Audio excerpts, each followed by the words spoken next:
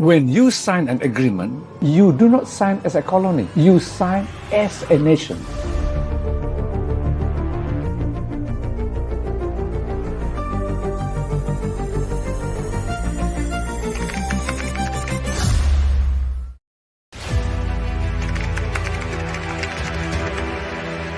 Sarawak Day does not mean much to those who do not know the history of Southeast Asia and the history of Sarawak.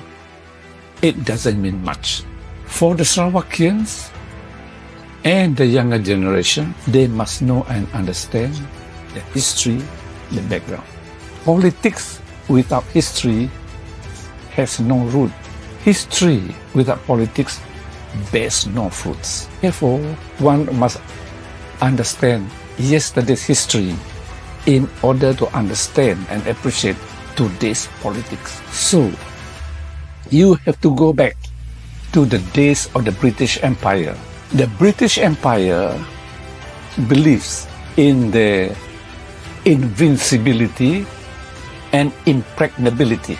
There are two sayings: the empire in which the sun never sets, and Britannia rules the waves. So the empire goes on forever.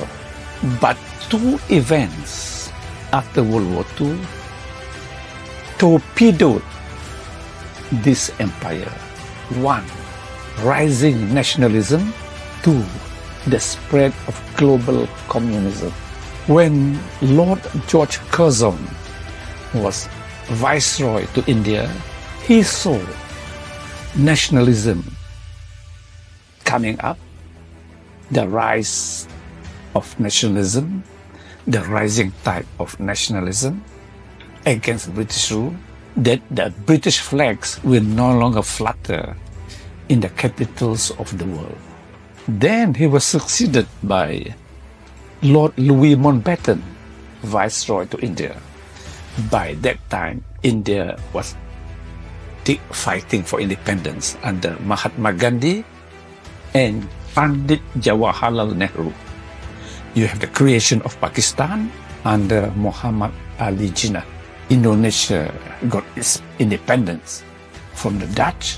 So, you have the independence of British colonies in Malaya, Singapore, and Borneo territories. With independence comes the communist threat, and there was every danger that these independent countries will become communists. So the British helped these newly independent countries to deal with communists. I want to emphasize one point to the people of Sarawak, people of Malaysia, and the young generation. None of the colonies liberated each other or one another. In short, Malaya did not liberate Sarawak because each of this colony had its own problem. You have communist insurgency in Malaya led by Chin Peng. The British dispatched Lord Gerald Templer to quell the communist agency. In Singapore, Mr. Lee Kuan Yew faced the communists, Barisan Socialists, Lim Chin Siong, and the Putuchiri brothers, James and Dominic Putuchiri. You have in Sarawak, clandestine communist organization, CCO, Paraku, military incursion from Kalimantan by Indonesia under President Sukarno. Arms were smuggled into Sabah because of the Filipino claim on Sabah by President Diosdado Macapagal and President Ferdinand Marcos. On 8th of December 1962, rebellion broke out in Brunei, led by A.M. Azahari against the Sultan. Each of these newly independent colony faced threats from within and from the communists. Therefore, They did not liberate each other. So, on 22nd July 1963 to 16 September 1963, Sarawak was a nation. What does that mean? It means a defined territory with a landmass, continental shelf, seabed, subsoil, the sea, and the airspace. You have that as a nation. A government, permanent population, not migratory, institution, head of state, system of laws. In short, the Sarawakians are a definitive people. That is what it means by a nation. You have definite territory, permanent population, not migratory, head of state, a government, system of laws, the sea, and so forth. That is what 22nd of July means to the people of Sarawak and to the rest of Malaysia. On the surface, it was marked by cabinet ministers in immaculately dazzling white suit with Sarawak ties, and we are all joyful, celebrating the 22nd July. The problem that must be emphasized is that the continental shelf of Sarawak was taken over by the federal government. So we lost our continental shelf, seabed and subsoil, and we lost our gas and our oil.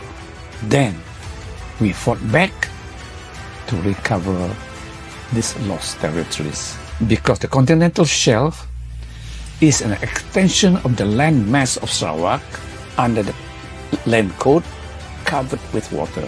If you dry up the water, the continental shelf is just a continuation, contiguous to the land mass. Because it is the birth of a nation. And what a nation means is what I have said just now. Without that, you are not a nation. So, when you sign an agreement, you do not sign as a colony. You sign as a nation. So you have Malaya with the states there. You have Singapore as a city-state, and the Borneo territories. So Sarawak was a nation at the material time when the Malaysia Agreement was signed. That is why it becomes so important, because we fulfill the ingredients required to make a nation. There is no racial internecine in the history of Sarawak, where the races fought against each other. There are racial riots. Further, there is no racial or religious polarization in Sarawak. There has always been political stability and racial harmony.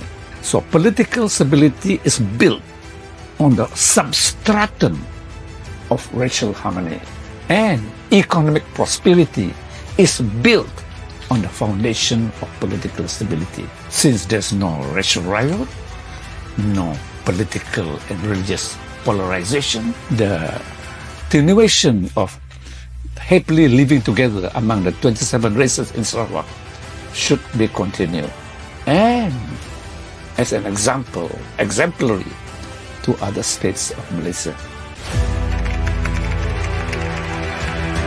By inculcating into them yesterday's history and today's politics, that ours is the highest revenue in Malaysia, more than any other state, and we have the largest number of honorable members in our state legislature, and our legislature allows English, Malay, any native language to be spoken in the Dewan.